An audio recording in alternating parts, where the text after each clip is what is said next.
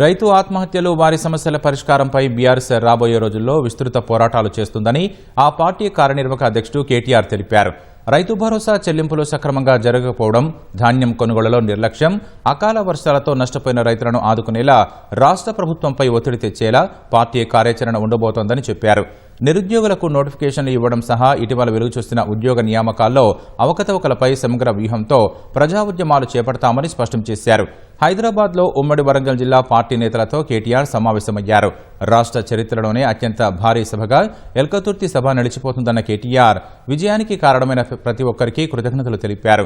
ఎల్కతుర్తి బహిరంగ సభ తర్వాత రాష్ట్ర రాజకీయాల దిశ మారిందన్న కేటీఆర్ కాంగ్రెస్ అరాచకాలపై అలుపెరగని పోరాటం చేసే ఉత్సాహం వచ్చిందని చెప్పారు.